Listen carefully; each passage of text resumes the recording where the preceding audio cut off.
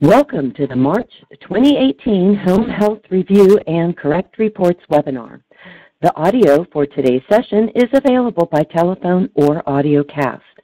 Audiocast quality is subject to equipment, bandwidth, and internet traffic. If you experience unsatisfactory audio quality, please use the telephone dial-in option provided in your confirmation email. Operator assistance is available to those on the phone by pressing #. You may send your questions or comments at any time using the Q&A window located on the lower left of the presentation screen. Type your question at the bottom of the Q&A box and click on the Ask button with your mouse to send it. I will now turn the call over to Sharon Purcell. Please begin. Good afternoon, everyone. Thank you for joining us today for the Home Health Review and Correct Reports webinar. My name is Sharon Purcell, and I will be your host and moderator. Today's presenter will be Kathy Roby. Kathy is a senior consultant for home health care at Qualidine. She specializes in teaching and educating nurses, focusing on improving home health provider clinical outcomes and reducing acute care hospitalizations for home care patients. To achieve these goals, Kathy conducts on-site audits of home health care agencies, analyzes workflow processes, and makes recommendations for efficient processes resulting in better outcomes for patients. Ms. Roby spearheaded the development of Smart Audit, a first-of-its-kind software that enables home health agencies to automate and manage the new focused quality management processes in a convenient online format. Kathy is a frequent presenter on quality improvement topics and conferences across the country.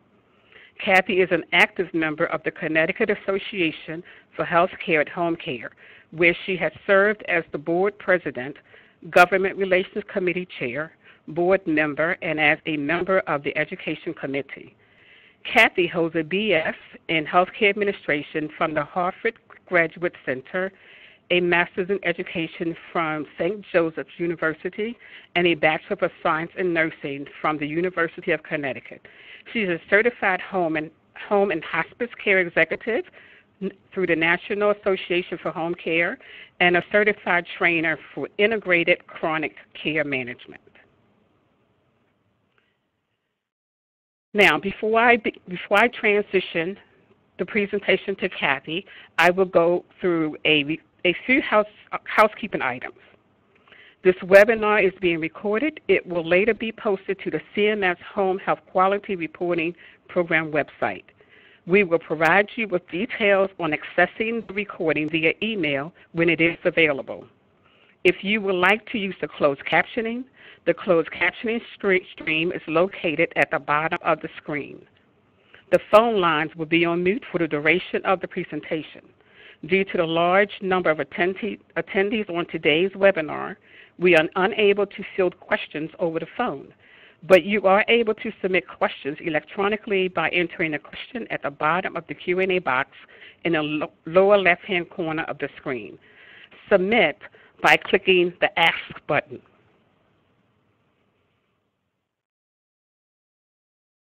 Materials can be downloaded from the Download section of the Home Health Quality Reporting Program training page. The Download section is at the bottom of the training webpage.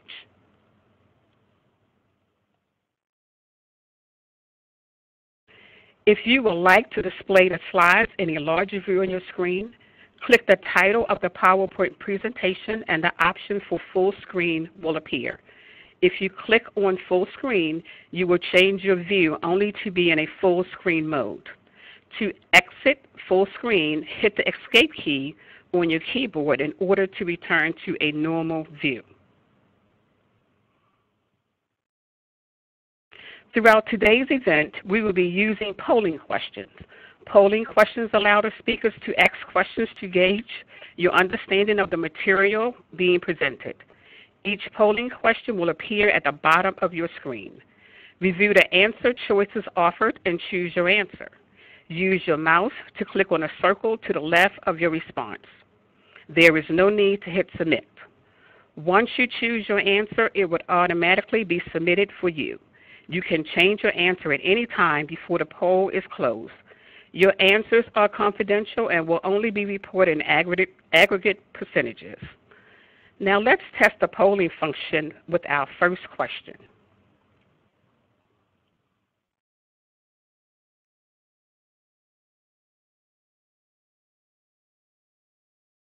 Get here. I apologize. You should now see the polling question appear next to the presentation on the webinar screen.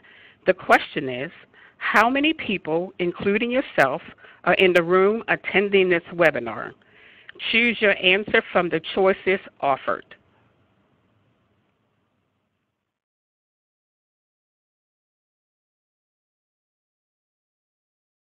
I don't see anyone voting.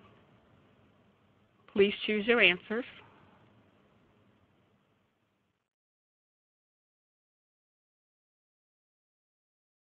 Okay.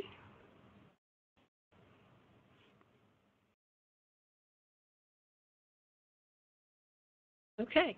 As you can see, polling is fairly simple. We look forward to your participation throughout the webinar. As you can see, we have 79% have one person participating in the room. But as you can see, as I mentioned, polling is fairly simple, and we certainly look forward to your participation throughout the webinar.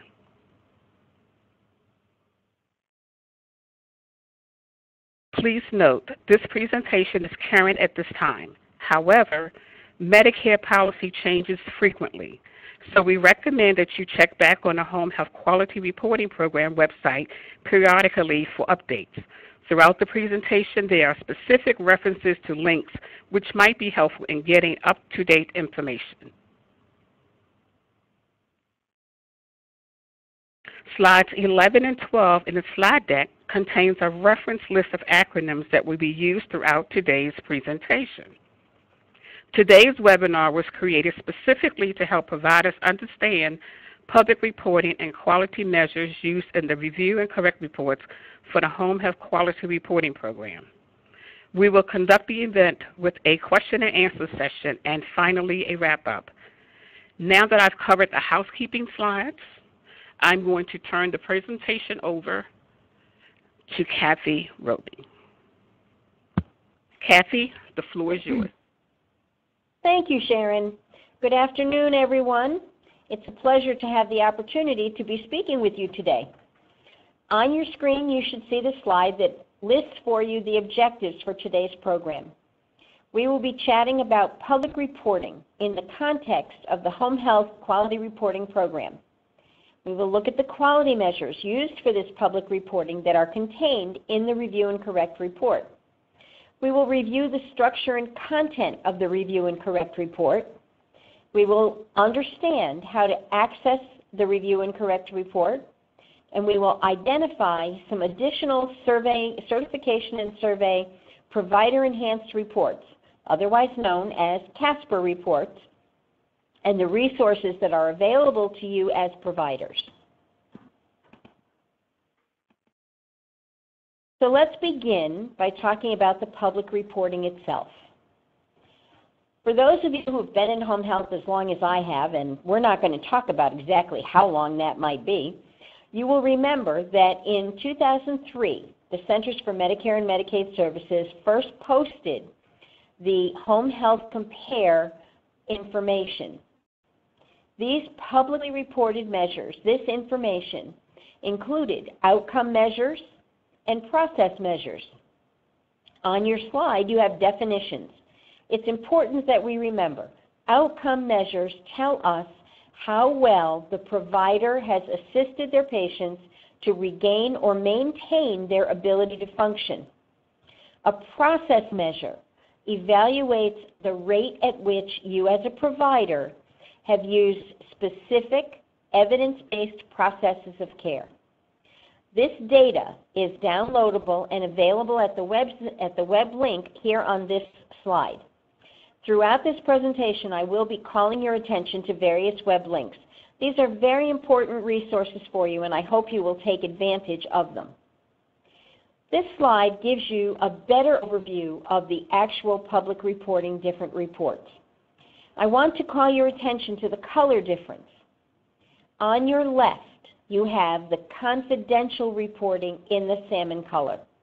These include the review and correct reports themselves and the quality measure reports that give you the reports measure by measure so that you can see how you have performed.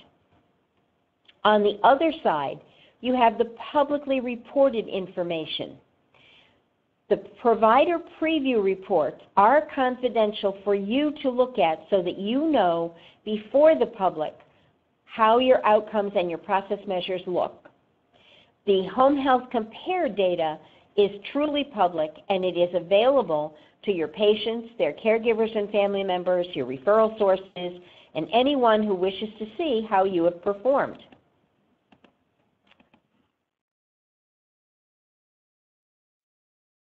The CASPER themselves, there is a lengthy list of them, but we're going to begin by looking at the review and correct report. This is a user-requested report. That means that you can go in and pull this report yourself. It's going to give you numerator and denominator counts for OASIS assessment-based quality measures by quarter. This is non-risk adjusted quality measure result scores. That's an important factor. It's going to identify if missing or corrected OASIS data should be submitted prior to that quarter's data submission deadline. And it includes only that OASIS data that has been submitted and accepted prior to the quarter's data submission deadline. Quality measure reports are also user requested. These provide process and outcome quality measure result data. It's confidential feedback for you on your agency's performance. Some of this result data is adjusted where that is applicable. Claims-based measures are also included in the agency-level reports. And it does, again, include all data submitted from the OASIS assessments that have a target date that falls within the requested reporting period. The target date, not the submission date. An important difference to hold in thought. Provider review report, remember on our color-coded slide, it showed you this. This is confidential. It's in the CASPER reports. It's a shared folder within the CASPER list. It's available quarterly, and it comes out approximately 3 months prior to the data being displayed on Home Health Compare for the public. This gives you an opportunity to go in, pull this report, and review the agency-level risk-adjusted assessment and claims-based quality measure data. This information is going to be appearing on the Home Health Compare website, so you do want to look at it and understand what it's telling you. Know that the measure results you see here are final when they appear here, and they cannot be updated. Let's take a little deeper dive now into the quality reporting program and the quality measures. HHQRP was implemented January 1st of 2007. Home health quality data was being collected with the OASIS data collection instrument. Remember again, we've talked about the 2 different categories of quality measures that are appearing in the HHQRP. Outcome measures, the end result of your care. Process measures, the evidence-based means that you use to achieve those ends. Outcome measures assess the results of the care that you provided that was experienced by your patients. The data for the outcome measures information is derived from your OASIS assessment information, the data that you collected and submitted. It also includes some Medicare claim-based information. Only the assessment-based measures are included in the review and correct report. Do you remember the definition for process measures? They evaluate the rate at which you have used specific evidence-based processes of care. The QRP process measures are focused on high-risk, high-volume, problem-prone areas for home health care. Does that phrase sound familiar? This is the core of our new quality management process in the new COPs as of January of this year. High-risk, high-volume, problem-prone areas. The data for the home health process measures comes from the OASIS assessments that you have submitted. We're not going to go through these lists over the next 3 slides, but this is a complete listing of the quality measures themselves. You want to take a close look at this at another time and identify which of these are outcome and which are process measures. And remember the definitions as you're looking at these different measures themselves. If you want to have a complete list with more information, again, this is a live link below.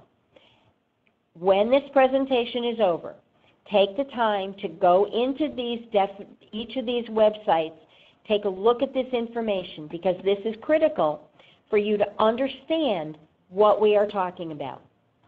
Remember those polling questions? We're back. It's time for our first knowledge check to see how things are going. Your polling screen has just popped up on the right-hand side. As soon as those questions appear again, we would like you to look at and check off in the little round circle next to your answer. The review and correct report includes which of the following measures? Claims-based, assessment-based, or above? Well, it's looking like 73% believe that it is both Medicare claims measures and assessment-based measures. If we are ready, let's take a look at the answer. Assessment-based measures are in the review and correct report. The claims-based measures are not in there. Let's move on. Let's try another question. The review and correct report can be accessed through ASPEN, NHSN, KEYS, or CASPER. Click in the circle next to the answer that you believe is correct. And it looks as though 95% believes that it is the CASPER reports. And they would be right. Let's move on to one more question. The quality measures included in the review and correct reports are classified as outcome, process, both A and B, or none of the above. The polling is up. Let's take a look. Outcome, process, or both? 92% are saying that it is both process and outcome measures, and they are correct. Let's move on now and take another look at the review and correct reports themselves. If you remember, in the beginning we said that the review and correct report is a user on-demand report. You request this and it comes up. It's confidential to you as a provider.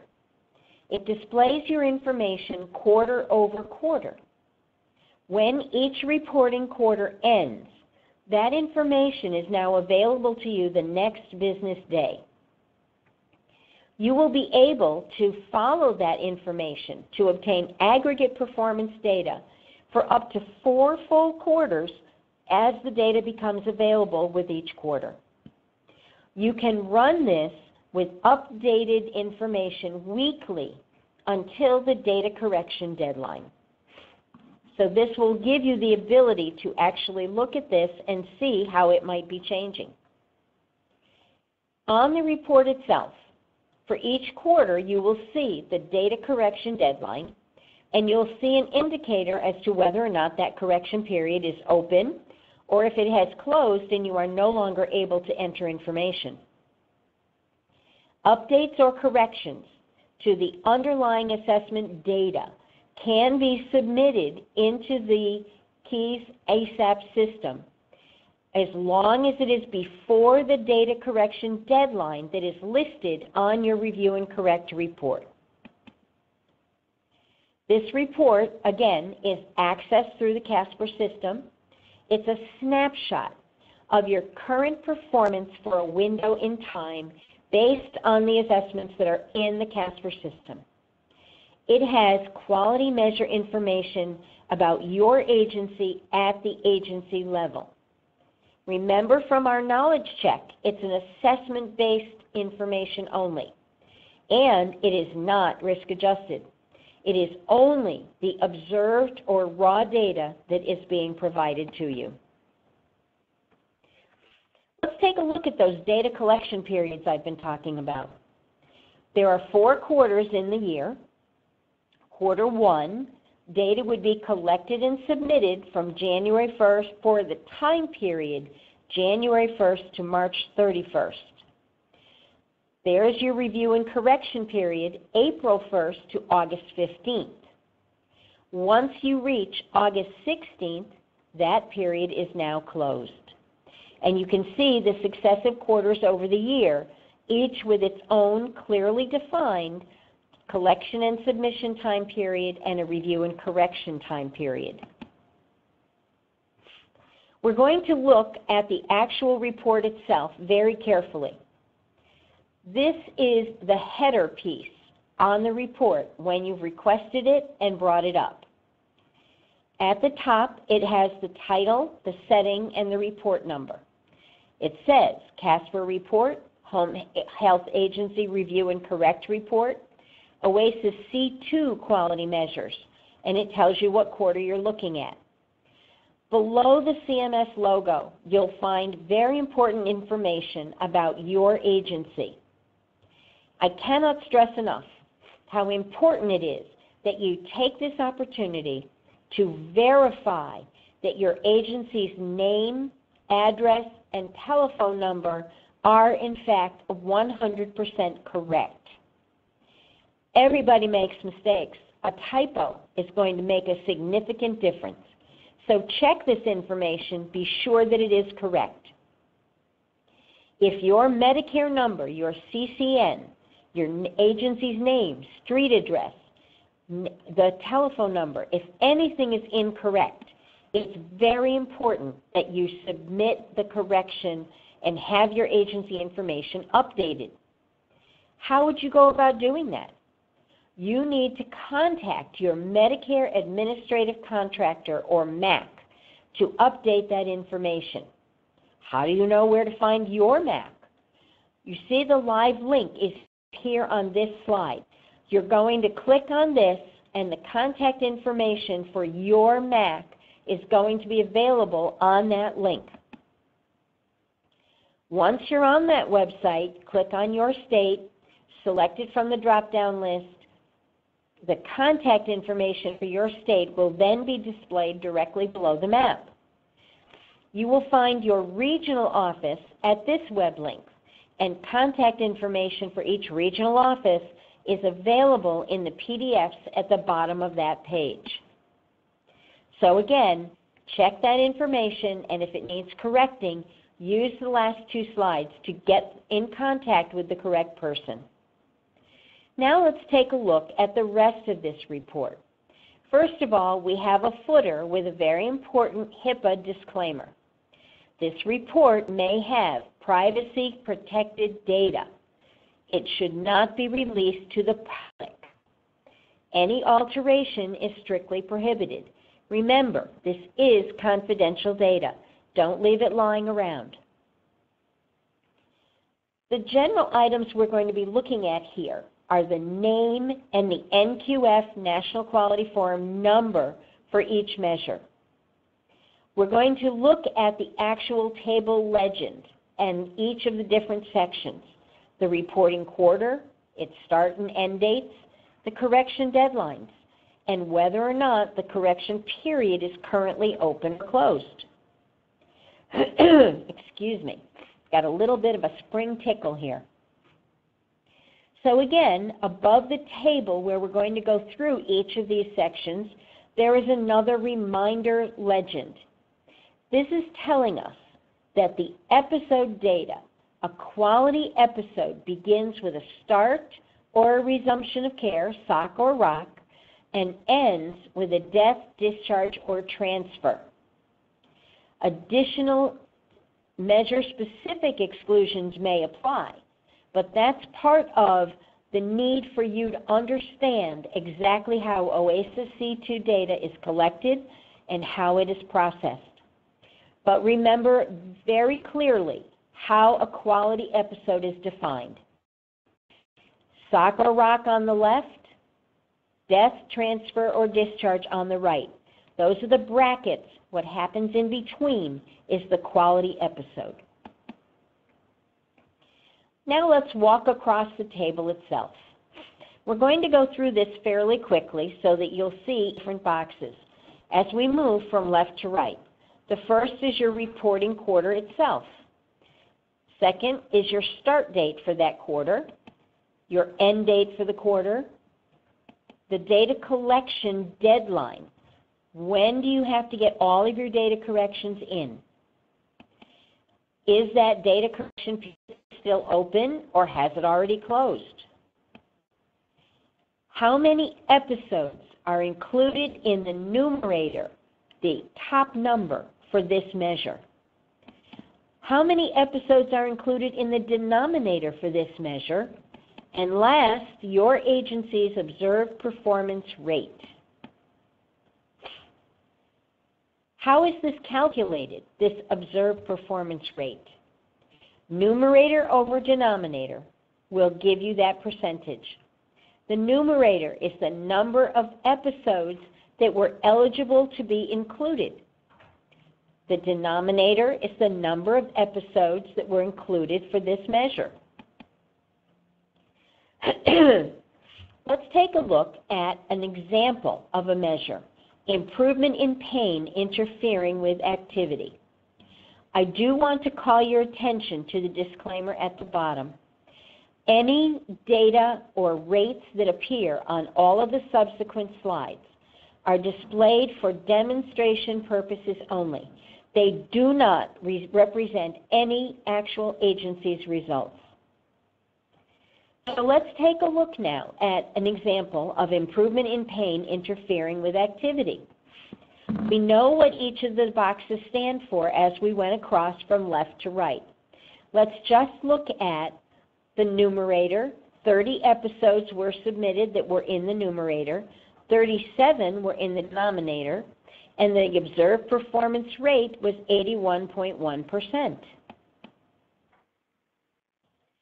After that first quarter, as time goes on during the year, data from subsequent quarters will be added one on top of the other until all 4 quarters are there. When we move into the next one, when that newest quarter is added, the oldest one, our current quarter 1, will be dropped. And the next year's data, the first quarter from that year, will appear. So that what you have is rolling quarters. Only 4 quarters of data are displayed at any given time. Here's an example. You have quarters 1 through 4 for 2017. You can see all of the boxes are filled. The information is there. 2 of the quarters have data correction deadlines that have passed. 2 of them remain open. Now we've moved on, and you can see that the quarter at the bottom has dropped off. Quarter 1, 2017 is no longer visible because quarter 1 of 2018 has appeared at the top. That's what the term rolling quarters means, and that's how your data will be displayed as we move forward. It's time for a knowledge check again. Let's have a quick look at this question while they're loading our polling in the corner. When a given quarter's data becomes available, the Review and Correct report provides QM results that are updated on a blank basis until the submission deadline? Weekly, monthly, quarterly, or annually? Oh, we have a little mix of opinion here.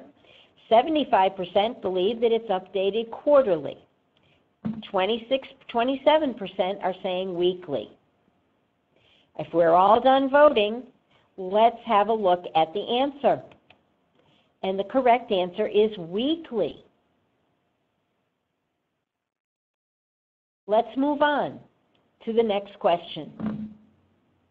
You as a provider can address your questions, correct inaccurate information, and ensure the accuracy of your information by which of the following actions?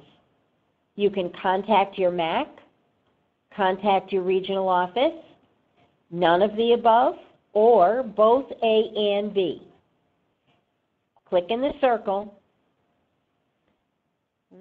Numbers are shifting here. We have 72% think it's the MAC, 20% think it's both. Give that some thought, click in your answer, and now let's check and see which is correct. It is both A and B. If you remember when we did that slide earlier, you can correct your information by contacting either the MAC or the regional office. Let's move to question 6. The review and correct report contains patient-level data for each quality measure. Is that true or false? The report contains patient-level data for each quality measure. Excuse me, we just wanted to remind participants they can take their mouse and click on the circle to the left of their response on the screen, and it will register their response.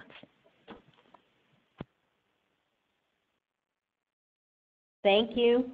It appears that we have about 72% think that the patient-level data is in the review and correct report. Let's see what the answer is. That's not quite correct. Which of the following statements is an accurate description of that review and correct report? After the first quarter, data from the subsequent reporting quarters is added until 4 quarters are displayed. When 4 quarters of data are displayed, the oldest quarter is dropped to accommodate the newest reporting quarter. Do you think both of those are correct or neither of them? Click in the circle next to the answer that you believe is correct. After the first quarter, data from subsequent quarters is added until you have 4. When 4 are displayed, the oldest is dropped. Both are correct or neither is correct. 86% believe that both are correct, and they are right. We've just gone over that. After the first quarter, data from each quarter is added until you have 4, but there will never be more than 4 quarters displayed on a slide. Now that we've talked about those reports, how do you get them? Let's take a look at the process for how you can get into the CASPER system and bring up those reports so that you can look at your own agency's data.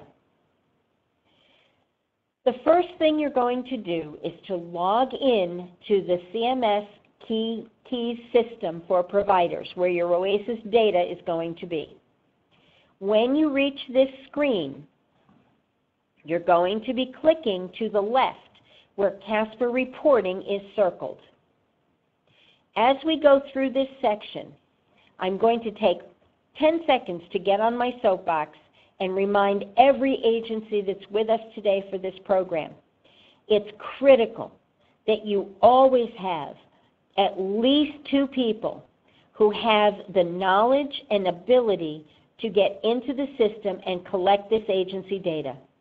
If you have only 1 person in your agency with this information and this ability, then you are at risk of losing this institutional knowledge. And you really need to be going into the system, accessing this data on a regular basis. So please make sure your passwords are current that you know how to get in and out and to access these reports. So you're on this screen, you see the CASPER reporting there, and you're going to click on that link. You'll need to put in your user ID and password. Please make sure to store these safely and to protect this information. Once you've entered that information, it's going to bring you to this screen. You're going to see on the bar across the top that there are tabs, 8 of them. These same tabs are listed below under the section Homepage, Welcome to CASPER. It's telling you to use the buttons on the bar to access each of these different sections. And in this case, you're going to be looking at the Reports section. So you click on there, and it brings you to this screen. On the left, it says Report Categories. You want OASIS Quality Improvement Reports. On the right, you have a list of all those different reports. And you can see that they're a variety of different kinds of information. For today, what you're going to be looking at are the Review and Correct reports. So you will have clicked on that, and it brings you to this screen. You're going to have to enter in the begin and end date. So here you have the quarter and the fiscal year for what you're looking for, and you submit the request for that information. The report itself is going to appear in a folder. You can see on the left side of your screen a list of your folders in your inbox. On the right, you have the contents of your inbox. If you have requested more than one report, there will be a list of them. And you can then click on the one that you wish to see. Here on our slide, it is showing you the Home Health Review and Correct report. So that now you know how to go into the CASPER system and select the quarter you want and to bring that report up.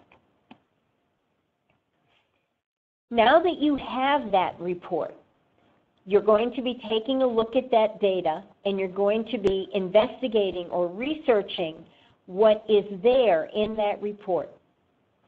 So step 1, you access the CASPER system and you brought up your Review and Correct report. You've reviewed the data that you found there. Step 2, you reviewed that data and now you have some questions. The performance data for a specific open quarter, it doesn't look right. So you're going to now run process and or outcome tally reports to help you to research or investigate the data that makes the basis for that report. If you identify information that you believe is either missing or incorrect, you can now submit new or modified assessments because the data correction period is open. Your last step is to now go back and access the Review and Correct report the following week to verify that the information that you have submitted has gone through and that the updated performance is now visible. This is a multi-step process, and we want to go through this one step at a time to be sure that you are clear about what you're going to do and how to do it. Step 1, you're going to run the process and outcome tally reports for each open quarter so that you can look at patient level measure results, not agency level, patient level. This is available in the OASIS Quality Improvement CASPER Report category along with the Review and Correct report itself. In that process outcome tally report, you're going to go through and identify and review those patients who did not trigger the measure and therefore were not included in the numerator. Remember when we first looked at the slide that had the Review and Correct report data spread across? And I pointed out to you that in that one the numerator was 30, but the denominator was 37. So in that instance, you had 7 patients who did not trigger the measure. The measure results should be the same or similar between the review and correct report and the tally report, depending on when the reports were accessed, and we're going to talk a little bit more about that momentarily. Report data is updated at different intervals. This is where it can get to be a bit confusing. We want to make sure that you understand how the frequency of the calculations and the updating will affect what you are looking at.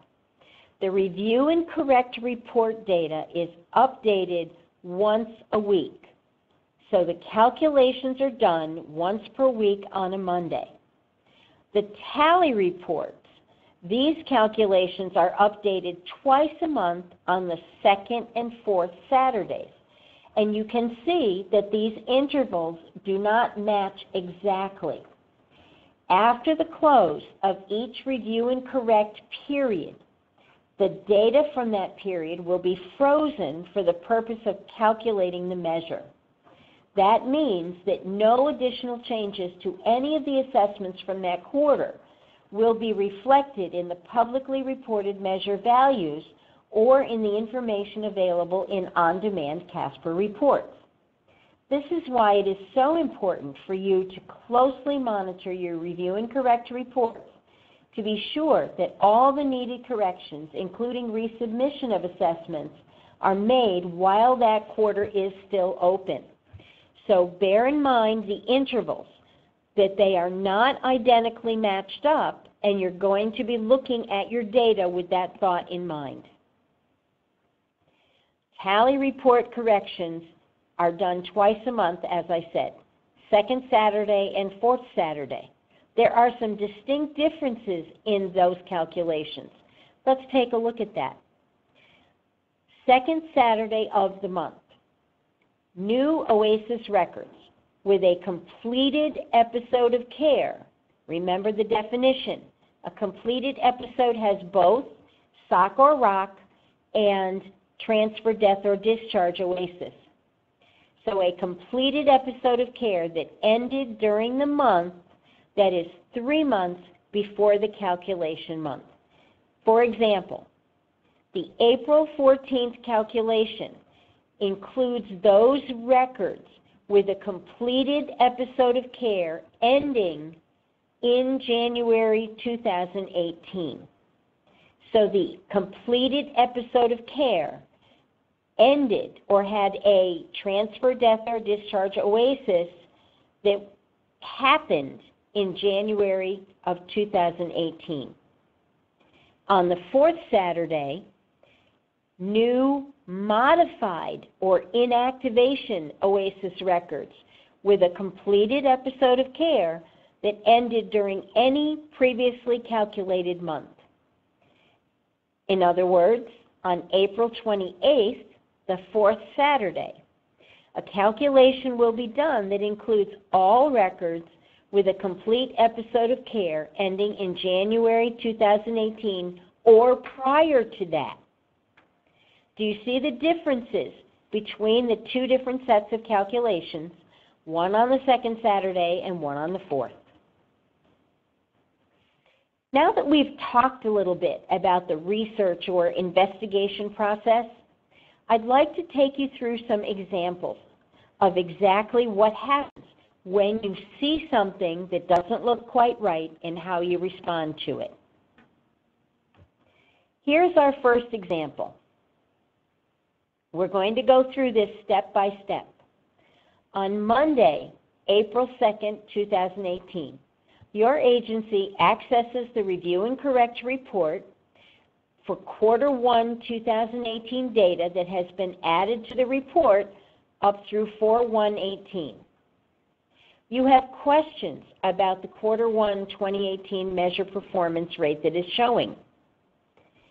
It doesn't look quite right to you.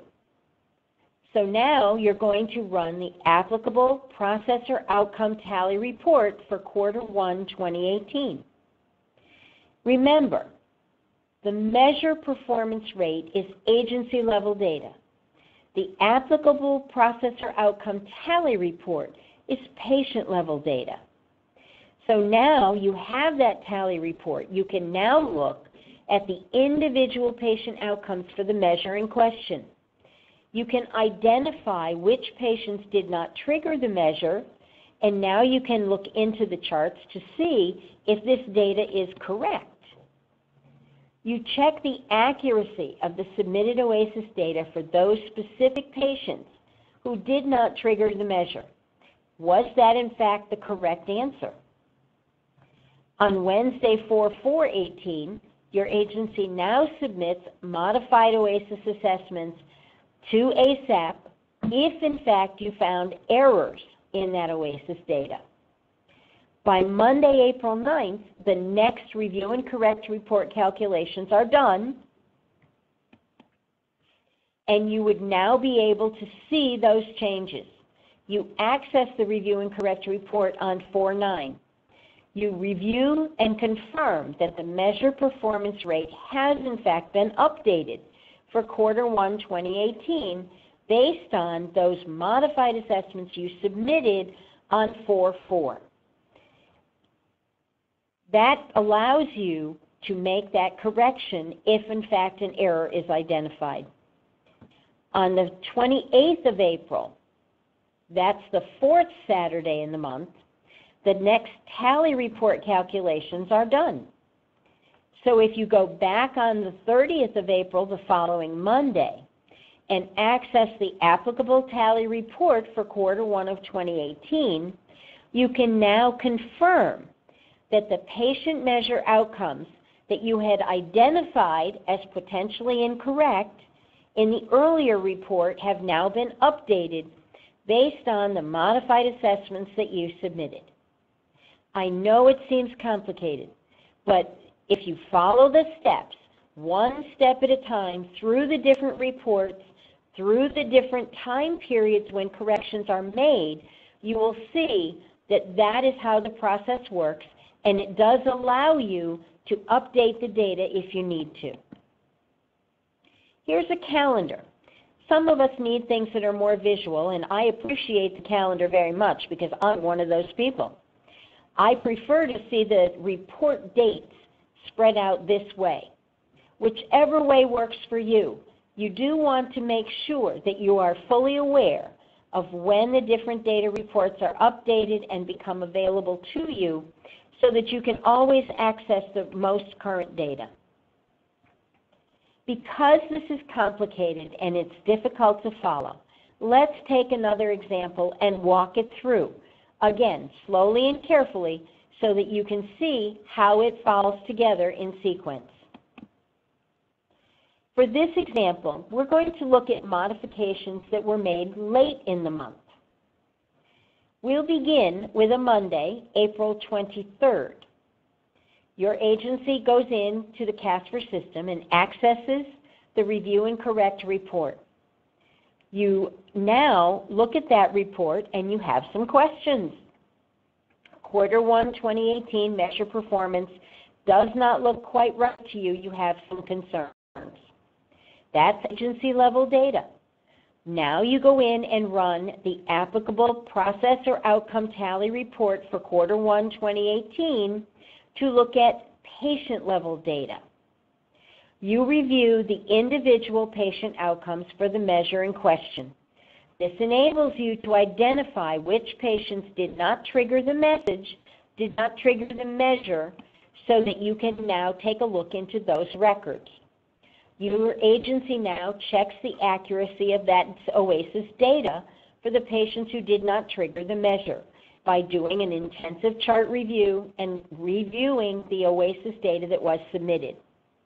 Perhaps you identify one or more OASIS assessments that need to be modified. So April 26th, you now submit those modified OASIS assessments to ASAP, assuming that you found and can support the need for data correction.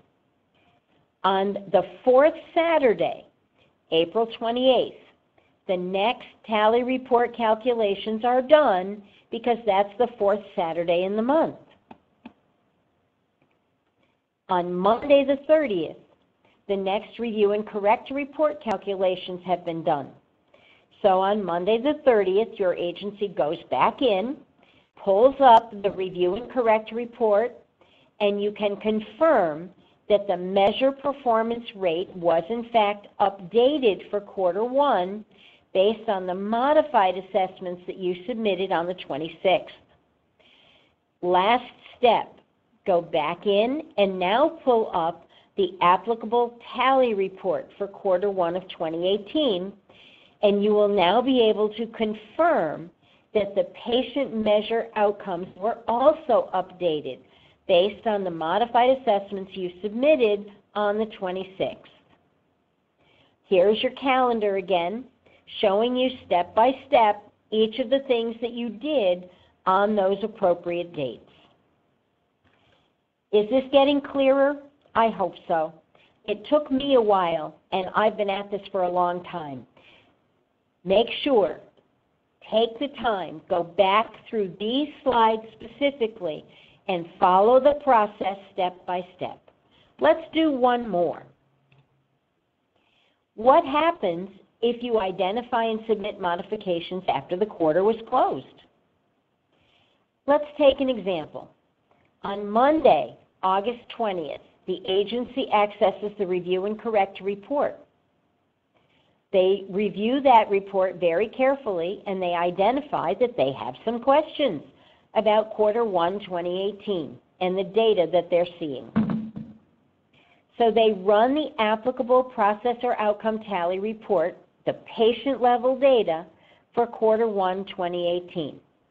They identify and review the patient outcomes for the measure in question. They determine which patients did not trigger the measure. They check the accuracy of the OASIS data that they had submitted for those patients they identified who did not trigger the measure and therefore were not included in the numerator. On Thursday, August 23rd, they submit modified OASIS assessment data for those patients to ASAP, assuming that they have in fact reviewed the chart and they are certain that incorrect data had been found. So now the correction deadline for quarter 1, 2018 was actually August 15th. And you have submitted that modified OASIS data on August 23rd. No further quarter 1, 2018 review and correct report calculations will be performed because the correction deadline has already passed. When you go, the next tally report calculations will be done on August 25th, the 4th Saturday of the month. On Monday the 27th, the agency goes back and reviews the review and correct report. The measure performance rate was not updated for quarter 1, 2018 based on those modified assessments. Why not? Because the correction deadline was August 15th and the modified assessments were submitted on the 23rd. Therefore, the performance rate was not updated on the review and correct report. On Monday the 27th, the agency also pulls up the applicable tally report. They confirm that the patient measure outcomes were updated based on the modified assessments. Here's your calendar.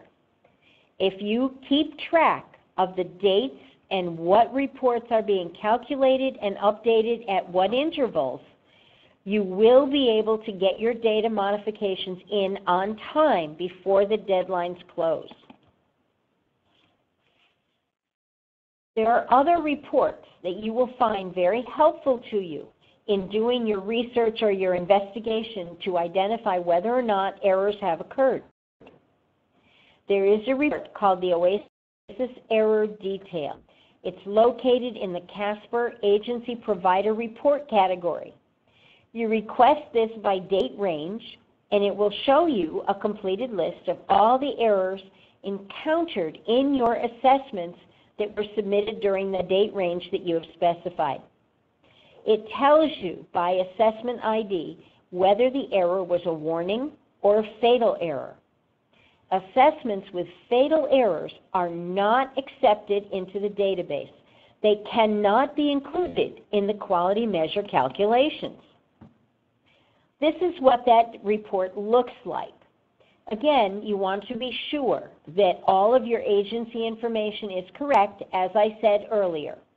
I know that the print is very tiny here, but you want to be sure that you are looking at what the error is, what type it is, and whether or not it was a warning or a fatal error. You should be looking at this possibility on a regular basis each time that you submit OASIS information the first time. As you do the assessments and you submit your OASIS to the system, you need to be running your validation reports to confirm that your OASIS has been submitted successfully and that there were no errors. If you do this on a regular basis at the beginning of the process, you will have many fewer OASIS errors to be corrected at this point in the process. The OASIS Assessment Print Report is also located in the CASPER Agency Provider Report category. You request this by the assessment ID, which was shown on the final validation report. It shows you all the values that were submitted for that assessment and makes it much easier to quickly identify what values were submitted for which items as they were included in the quality measure calculations. This is an example of what that report will look like. Let's go back to one more scenario for a review and correct report research. On Friday, November 3rd, Wellville Agency retrieves their review and correct report from CASPER. While reviewing Quarter 2, 2017, the agency notes that one patient was not included in the numerator for the drug regimen review quality measure. The agency questions whether this observed performance rate is correct. You can see on your screen the report that we looked at earlier, and you can see the difference between the numerator and the denominator. Let's have a knowledge check. Which report would best assist the Wellville Home Health Agency to identify the patient who was not included in the numerator of the drug regimen review quality measure? Would that be the outcome tally report? Would it be the process tally report, the provider review report, or a quality assessments only interim performance report? Look at that. 91% say the process tally report. And do we all agree with them? We absolutely do, because drug regimen review quality measure is a process measure. And so we would be looking at a process tally report for that specific question. And here we have another scenario. The Wellville Agency runs the process tally report for Quarter 2, 2017. They have discovered that their patient, Mr. W., was not included in the numerator of the measure because a tally report is patient-level data. And remember, that is how you're going to identify which OASIS you need to investigate to see if there is an error. To determine why Mr. W. was not in the numerator, the agency wants to review the response values that were submitted in Mr. W.'s OASIS record for the drug regimen review assessment items. If you remember from the OASIS and from our previous trainings, these items include 2001, 2003, and 2005. Let's check what we understand. Which report would best identify the response values submitted in Mr. W.'s OASIS record for the drug regimen review assessment items? Would this be an outcome tally report, a process tally report, an OASIS error detail, or the OASIS assessment print report? We have a very mixed spread across our answers. Which report will best identify the response values for the drug regimen review assessment items? We have a small majority. We seem to be split between the process tally and the OASIS assessment print report. Let's take a look and see what the correct answer is. The correct answer is the OASIS assessment print report. And look at that, we had almost an even split there. You did look at a process tally report first to identify who it was that might have had an error or incorrect data. It's the OASIS assessment print report that's going to tell us which questions and what the values were for each of those 3 questions. The OASIS assessment print report reveals that item 2001 was submitted with a response value of 1, indicating that potentially clinically significant medication issues were identified for Mr. W during his drug regimen review. 2003 was submitted with a dash response value indicating this item was not answered for Mr. W. If a dash is submitted for 2001, 2003, or 2005, then the record would be included in the denominator of the measure but not the numerator. The agency reviews Mr. W's medical record. They determined that item 2003 was in fact coded incorrectly. On Friday, 11/3, Wellville Agency submits a modified assessment to ASAP for Mr. W. Let's go back and check our understanding of this process again. When can Wellville Agency expect an updated review and correct report reflecting the modified assessment that was submitted on Friday, 11/3? Will that be the next day, Saturday, 11/4, the next Monday, 11/6, the second Saturday of the month, 11/11, or the fourth Saturday of the month, 11/25? Remember when the calculation is done as you contemplate how to answer this question.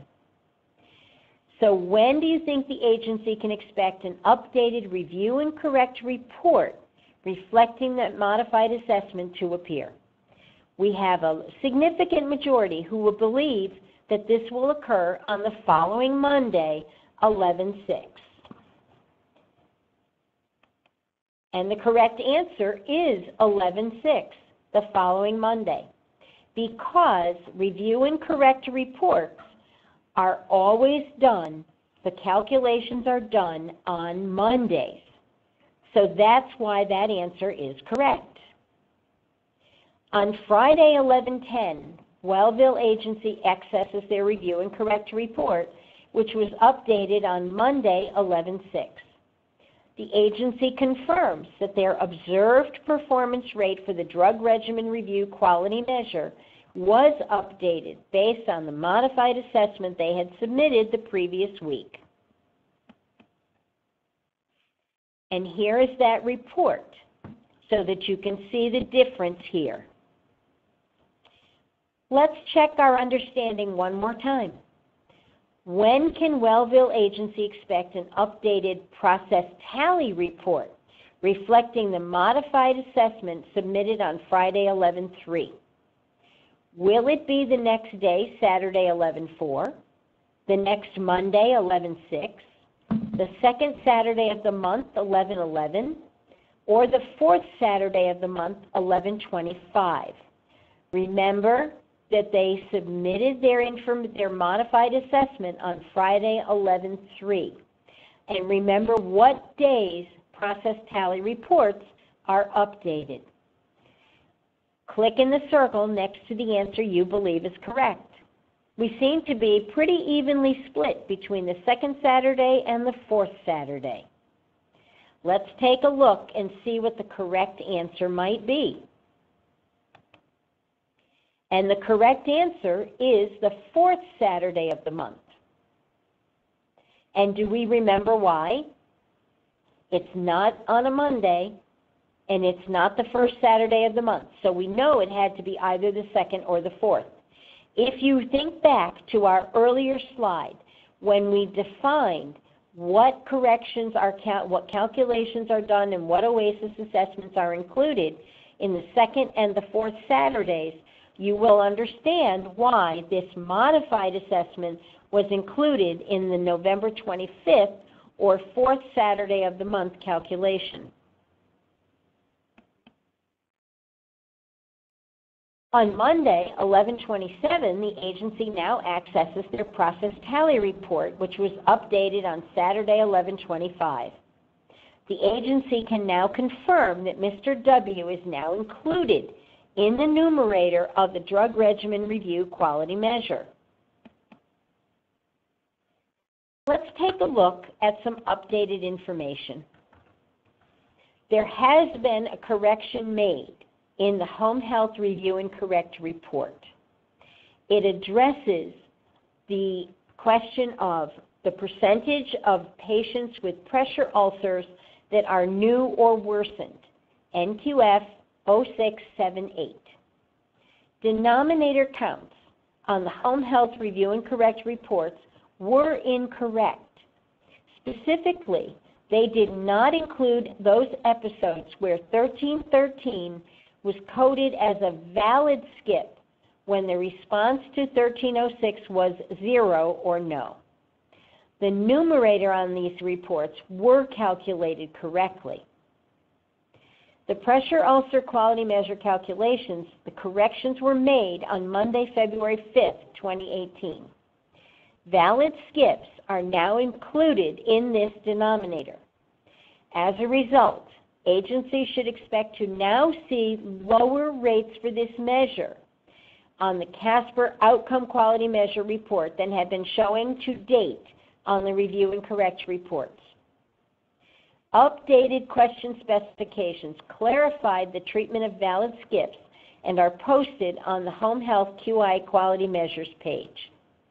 So again, this announcement was made, and we wanted to be sure that you understood why this difference suddenly appeared in your reports and what the basis for it was. I want to look quickly at some of the resources that you have. There are OASIS education coordinators. You can find the list and how to contact them at this web link. Remember, I mentioned before that you can get specific information about the quality measures themselves. This is the web link for the Home Health Quality Reporting Program. There's further information about the different OASIS items at the web link listed at the bottom of this slide. The user guides for OASIS and education and training are at this link. I use this information on a regular basis when I'm working with providers. It's very valuable, and you should take a close look at it. The support office, the QTSO help desk, can be reached at this phone number or this email.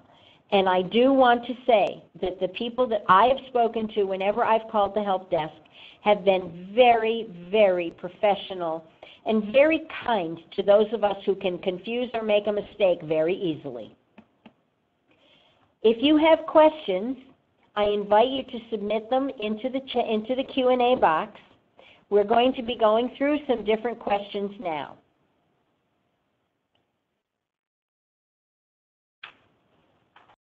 Thank you, Kathy. The responses to the Hi, Kathy. The responses to questions will be provided by Kathy and Joan Proctor. Joan is the National Coordinator for the Home Health Quality Reporting Program. Joan has worked in CMS for 20-plus years in various areas of topics, including home health and hospice policy issues, demonstrations, and physician practitioner claims processing issues. Joan also has a Master's of Science in Healthcare Administration from the University of Maryland University College. So now that so many questions have come in, Kathy and Joan will be responding to the questions. The first question I see that has come in is, how do I access and use the review and correct report? Kathy, can you provide a response to that? I certainly can. The review and correct reports are available to the providers on a quarterly basis. To identify whether you have quarterly data available and how to actually access it, you're going to follow these steps.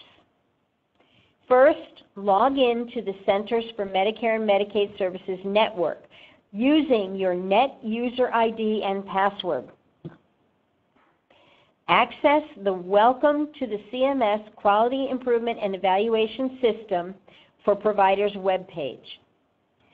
Select the CASPER link. We showed that to you on an earlier slide. Enter your KEYS user ID and password on the login page. On the CASPER homepage, select the Reports button from the menu bar across the top. A list of report categories will display in the left-hand frame of the page. Select the Home Health Agency link, and a list of quality measure reports will display in the right frame of the page. Select the Home Health Review and Correct Report link, and the CASPER Report Submit page will display. Verify the quarter and the year option that displays in the End Date field. The quarter and year-end date option will automatically be updated on the first day following the end of the previous calendar quarter. The most current quarter and year option will display by default. Older quarter and year options are also available for selection. Review and correct reports remain in the CASPER folders for 60 days.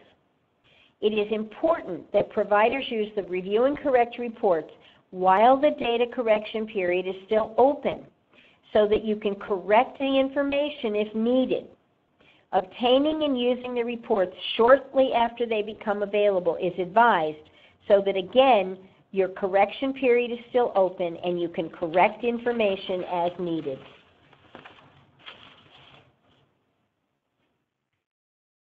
Thank you, Kathy. Joan, I see another question that has come in. The person is asking, I cannot access our agency's review and correct report. Where do I go for help? Sure. Joan? If you have any technical issues requesting or accessing the reports, please contact the KEYS Technical Support Office Help Desk by email at help@qtso.com or by phone at 800-339-9313. The next question. If there is a dash listed in the report, is there an issue? Kathy, please respond. When you see a dash in the report, please review the table legend on the report. The dash indicates that the data either are not available or not applicable. Providers should confirm that all required data has been submitted if applicable. Thank you. I see that we have a question that's asking, are these reports available in CASPER already? I haven't been able to find them. Sure. Kathy? The review and sorry, Joan. That's fine. Sure. The review and correct report is currently available in CASPER for all agencies that have submitted a minimum of 100 complete quality episodes. A complete quality episode requires both a start of care, initial assessment, or a resumption of care, OASIS assessment, and a transfer or discharge, OASIS assessment. Thank you, Joan. I'm looking at the next question. I think, Kathy, you've already talked about this, but I will read it anyway. When selecting a time frame for the review and correct report, can I review data for only one particular quarter? Kathy? The initial review and correct report contains data for only one quarter, quarter 1, 2017. With each subsequent calendar quarter, the report includes another quarter of quality measured data. For 2017, the report will give you data based upon the following end dates. Q1 2017 includes data for Q1 2017 only. Q2 17 includes data for quarters 1 and 2 of 17. Q3 has data for quarters 1, 2, and 3 of 17, and so on. When you get to quarter 1 of 2018, you're going to have data for quarters 2, 3, and 4 of 2017 and quarter 1 of 2018. As we said earlier, you are allowed to request the report for much older quarters, but requesting the report with the end date for quarter 1, 17 is the only time that data will display for only one quarter.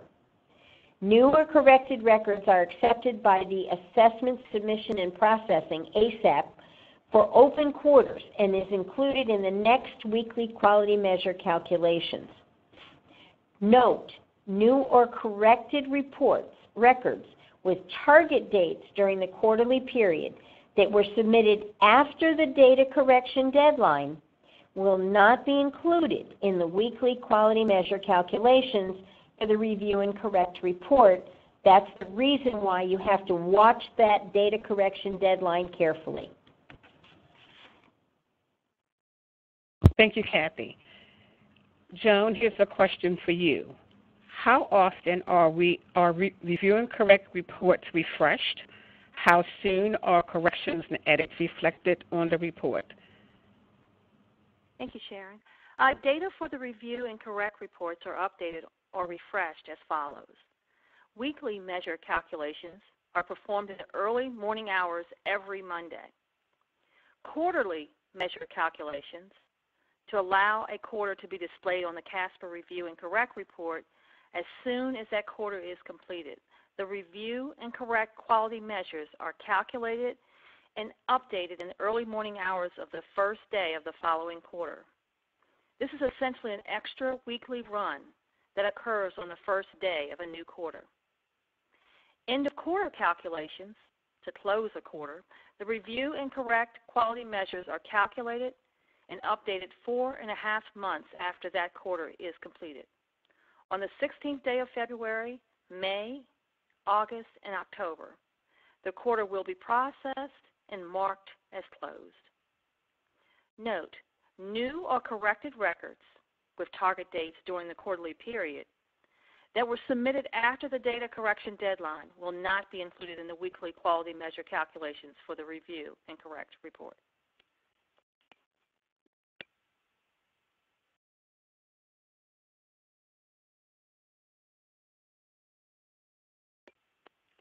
Sharon? I'm sorry, yes. Kathy, the question is that I have next, is there a recurring day of the week that reports are refreshed? Again, I think this is one that was covered, but I'll let you respond. We did go through this in one of the early slides. Weekly quality measure data calculations for the review and correct report are done in the early morning hours every week on Monday. Thank you, Kathy. How will I know that my review and correct report is available for download? This is a two-part question. I will receive a notification when reports are added to my CASPER folder. Joan, can you provide a response for this question? Sure. Providers do not receive notification when the reports are available in their CASPER folder. There is no function within our system to provide you notification that the report is complete.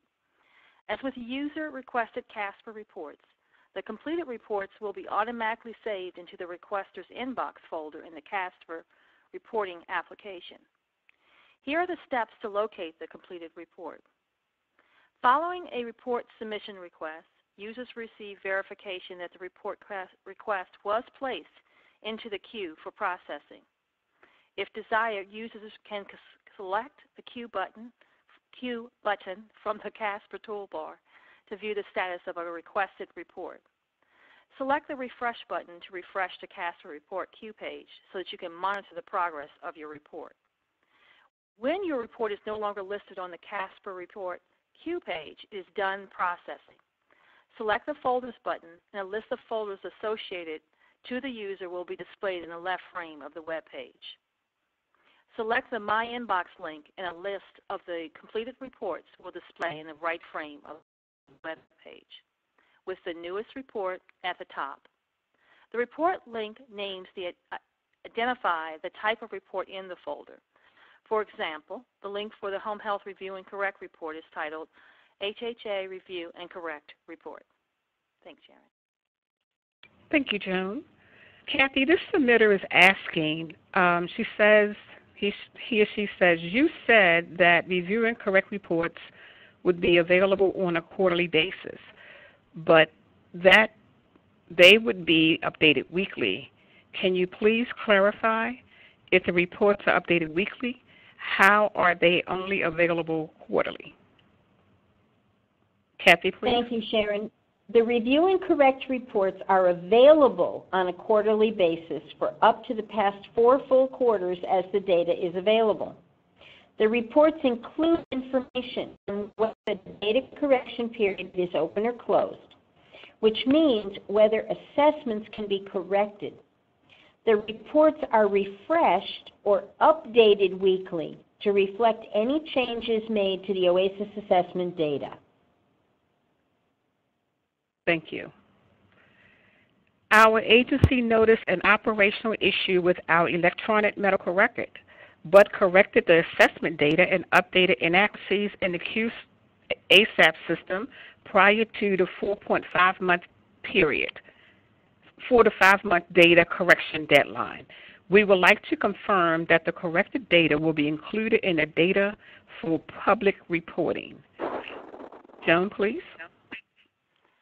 If you corrected the assessment data via the CMS Keys ASAP system prior to the submission deadline or freeze date, then the updates will be reflected for public reporting. If a provider corrects assessment data after the quarterly reporting deadline, the corrected data will only be reflected in the facility and patient-level tally reports. Corrections will not be reflected in the Review and Correct provider preview reports or compare website. It is important for providers to verify their assessment data via CASPER prior to the correction submission deadline. Using the CASPER system, you can monitor the assessment data entered to correct any errors. Please refer to the Home Health QRP webpage for details related to QRP reporting data submission deadlines. Thank you, Sharon. Please clarify the need to submit data. Aren't the data being submitted automatically when the outcome assessment information set, OASIS, is closed and submitted? What needs to be submitted? Kathy, can you provide a response, please? Yes, Sharon. The data required for the Home Health QRP are being submitted when you enter your OASIS assessments. Thank you. I see that there's another question about the quality measures. It's asking, when calculating the number of eligible patients discharged from the agency during the reporting time frame used for the quality measure, do you only include Medicare patients? Joan, please. Sure. HHAs do not need to submit OASIS data for those patients who are excluded from the OASIS submission requirements. As described in the December 23, 2005 Medicare and Medicaid programs reporting outcome and assessment information set data as part of the conditions of participation for home health agencies' final rule.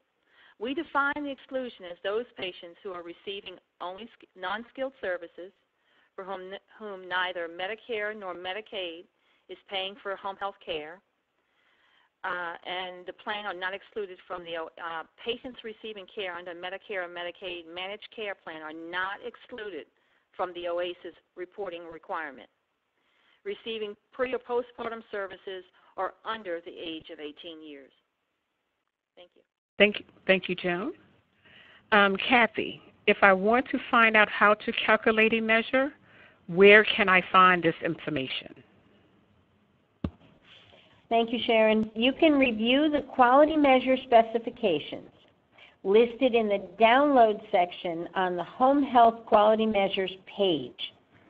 The actual live link is on one of the earlier slides in the presentation. If you go back, you'll find it. I'm not going to try and remember how to give it to you, but you can find it on the slide, and you should definitely go there to download that information. Thank you, Kathy.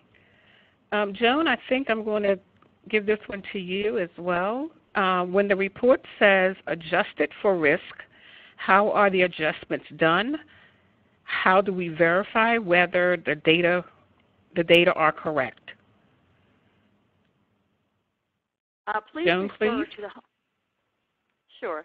Please refer to the Home Health Quality Measures specifications listed in the download section of the CMS Home Health Quality Measures page. And similar to the response that Kathy gave, I'm going to suggest that you look at the actual training slides for the link, the live link.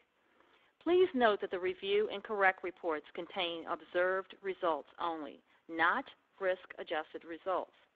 The quality measure reports and provider preview reports provide risk-adjusted results. Thank you. Thank you, Joan. Is there a way to measure the agency's progress in quality measures on a more frequent basis than quarterly? Kathy, please. A provider can run the review and correct reports and quality measure patient level and facility or agency level data reports on a weekly basis to help with their internal quality improvement activities. Thank you, Kathy. There's a couple more. Let's see. How about are the quality measures for the home health agency taken from the submitted OASIS assessments? How do we verify whether our data are correct? Joan, can you provide a response? Yes. The data for calculating the home health quality reporting quality measures are obtained from the submission of OASIS C2 data through CMS Keys ASAP system. No additional reporting is required. HHAs have opportunities to review their information and validate their data for measure calculation using other reports available through CASPER, such as data submission reports, which give providers information on fatal errors and warning messages related to data submission. Thank you. Thank you, Joan. We are just about out of time. I am going to do this one last question. And Joan, can you respond? Is it true that only a number of staff have access to CASPER? This is correct. Please contact the Keys Technical Support Office Help Desk by email at help@keetso.com or by phone at 800-339-9313 for any issues related to your access to CASPER. Thank you. Thank you, Joan, and thank you, Kathy. There was one other question. There were several questions coming in asking about being able to get access to materials. For all participants, please note that all of the materials is currently posted on the Home Health website. The pre-training materials are posted without the answers, but later the materials with the answers will be posted. So I apologize. We're sorry, but we've run out of time for today's webinar. We have responded to several of the questions that were submitted today. We apologize if you submitted a question and it was not answered during the webinar. Please check the CMS Home Health Quality Reporting Training site where all responses to submitted questions will be posted later. Okay, that's great. So we're going to wrap up today's event, and I just want to say thank you, Kathy, for sharing your valuable knowledge during today's webinar. All this concludes our webinar for today's Home Health Quality Reporting Program and Review Correct Reports webinar. We also would like you to know that the full version of the slides, including the answers to the polling questions, as well as the recorded version of this webinar, will be posted, and we will send an email notifying you when and where those items have been posted. Thank you all so much for attending and enjoy your day. I hope you found this webinar helpful and meaningful. Thanks again.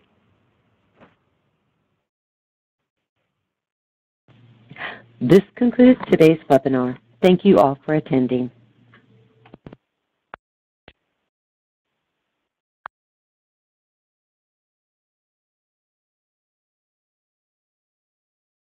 The moderator has ended the conference. Goodbye. Thank you for calling.